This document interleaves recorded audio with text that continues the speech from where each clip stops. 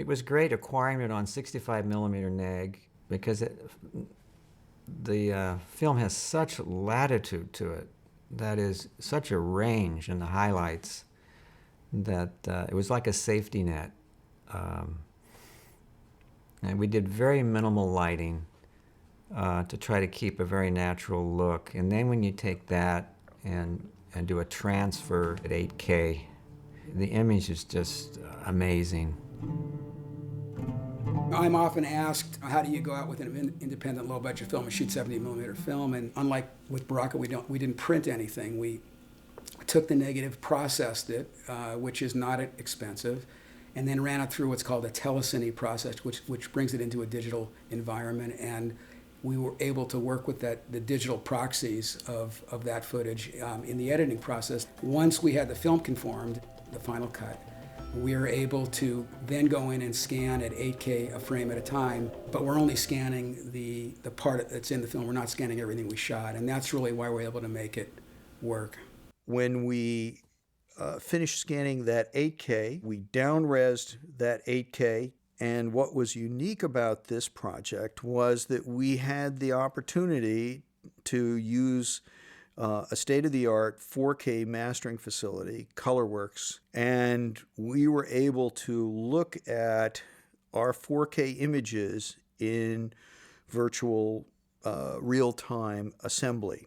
It was really, I think, one of the highlights of this whole project was the ability to see these wonderful images that we had created and which we had looked at in lower res proxies. And we'd always been impressed by them. You know, we always thought they looked good. But it wasn't until we started seeing these images in 4K, it was just like we were seeing this material for the first time. And boy, we were really enjoying it.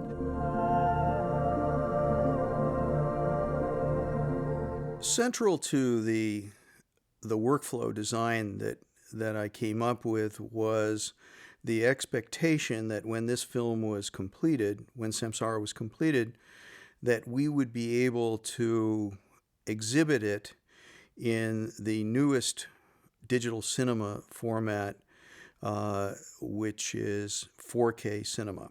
Scanning at ultra-high resolutions yielded an amazing end result that in many ways surpassed film and even surpassed the 70 millimeter presentations. And we've done side-by-side analysis.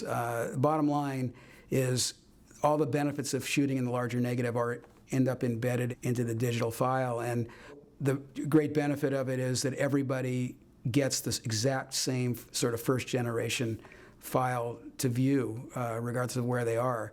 70 millimeter prints just get hammered in the real world, and we had a lot of that experience with Baraka. I've been through that, and this is going to get the best-looking presentation to the most number of people. Essentially, what you see in Samsara is what Ron and Mark wanted to capture and did capture. So often I get people who have seen the film, they'll say to me, "Is this a special effects shot? Is that a model that you're shooting there?"